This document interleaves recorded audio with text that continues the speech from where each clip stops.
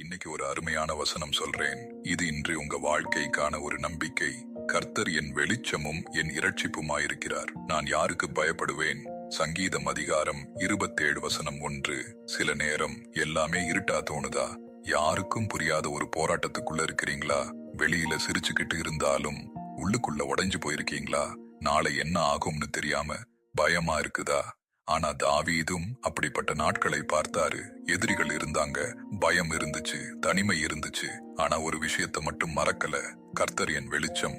இருட்டு எவ்வளவு பெருசா இருந்தாலும் ஒரு வெளிச்சம் போதும். அதே மாதிரி இன்றே உங்க வாழ்க்கையில நம்பிக்கை இல்லாத மாதிரி தோணலாம், உங்களுக்கு வழி தெரியாம இருக்கலாம். ஆனா தேவன் உங்க கையை பிடிச்சுக்கிட்டு நடத்திக்கிட்டு இருக்கிறார். இன்று உங்களுக்கு இருட்டா தெரிகிற பாதையில தேவன் ஏற்கனவே வெளிச்சத்தை வைத்திருக்கிறார். இன்று கண்ணீரா இருக்கிற இந்த அத்தியாயம் நாளை சாட்சியா மாறலாம். கைவிடணும்னு தோன்ற நேரத்துல கூட தேவன் உங்க கையை விடல. இந்த வசனம் உங்கள் மனதை தொட்டிருந்தால், இது யாருக்காவது உதவும் என்று நினைத்தால் அவர்களுடன் ஷேர் பண்ணுங்க. காமெண்ட்ல ஆமேன் சொல்லுங்க. கர்த்தர் தாமே உங்களை ஆசீர்வதிப்பாராக. ஆமேன்.